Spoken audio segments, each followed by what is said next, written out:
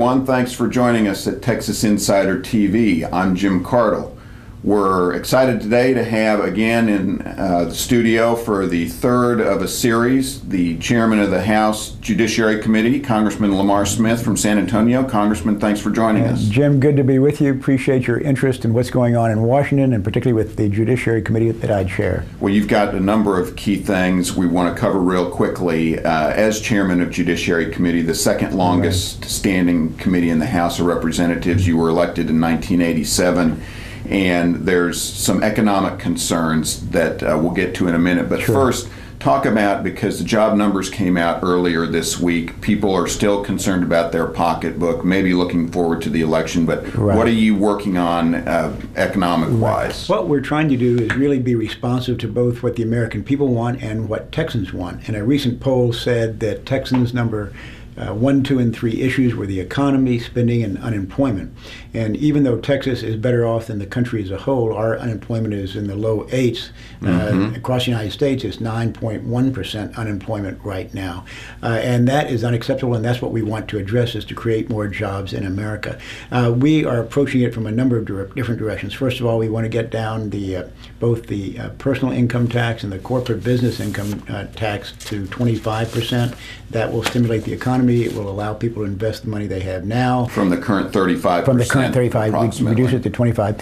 We also want to get a budget in place that puts our economic house in order. The president proposed a budget that was so imprecise that it couldn't even be scored by the Congressional Budget Office. No one could tell us what it was going to cost. And a lot of folks don't know, it was rejected by the House. By the Senate. By the Senate. Right. The president's budget was brought up in the Senate, and not a single senator voted for it. Part of that was because it raised taxes. Part of it was that it didn't really reduce the deficit. The Republican budget that we have put forth actually does reduce the deficit. Our feeling is that the country right now is borrowing 42 cents for every dollar the federal government spends.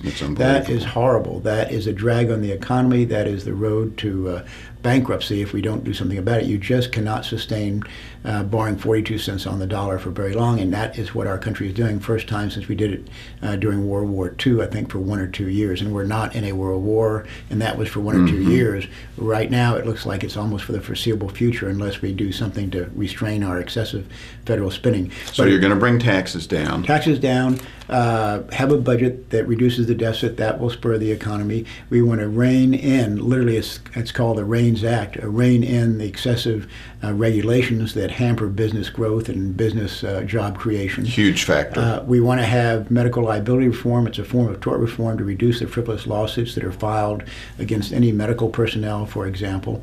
We want to pass a new patent reform bill that will protect our intellectual property, and that will save thousands of jobs, and it will keep literally hundreds of millions of dollars from going overseas if we can protect our own businesses and their intellectual property and help them get patents quicker and better. So we're doing all those things, and all those things coming together are going to lead, we expect, to more job growth. Under the Judiciary Committee also, one thing I want to do is to make sure that all the jobs we have in America go to legal workers. And you've been harping on that, I was going to ask, a long time. We've got an unemployment concern, illegals, undocumented workers, while Texans are going without jobs. Exactly.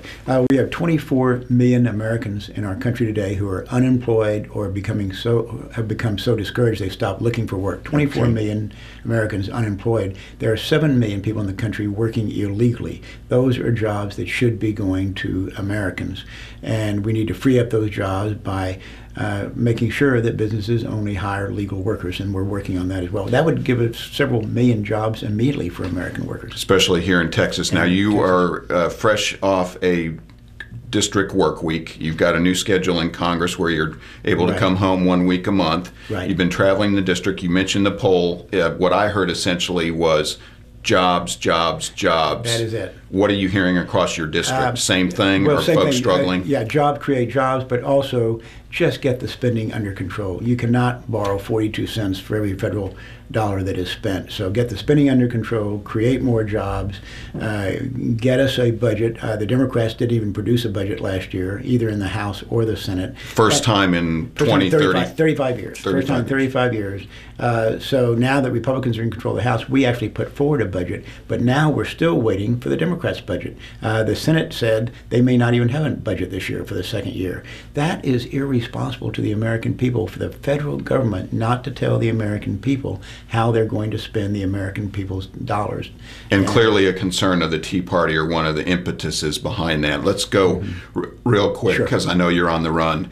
Tell us about the debt ceiling. When you were here a couple weeks ago, I believe it had just been the case that Treasury Department had moved some money around. You were looking at August for a drop dead date, but the American people don't necessarily understand why there's a debt ceiling and how we've got 3 months to go. What's the latest there? Well, the latest, and since we last talked, is we actually had a vote in the House on raising the debt ceiling in isolation without doing anything else, and it went down in flames. Every Republican voted against it, about half the Democrats voted against it, so there's no appetite to raise the debt ceiling unless we also have concurrent budget reform and also a reduction in excessive government spending to try to reduce that deficit, reduce the debt, and get our economic house in order so the economy will start growing again. Is there any chance for deficit, not for deficit reduction, but for budget reform? There is, and what we want to do, when I say we, is primarily Republicans, want to tie any increase in the debt limit to budgetary reform so that we just don't keep allowing the federal government to spend more and more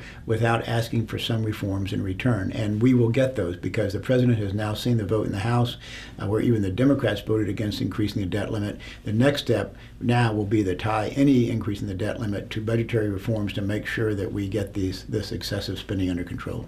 Well, Congressman, thanks for coming in. Jim. We're going to leave it there, let you get running, but please, folks, come back as this debt ceiling and budget reform effort moves forward. We're going to want to visit with you some more. Great. Really appreciate your time. Folks, thanks for watching Texas Insider. I'm Jim Cardle, and remember, you're either an insider or you're not.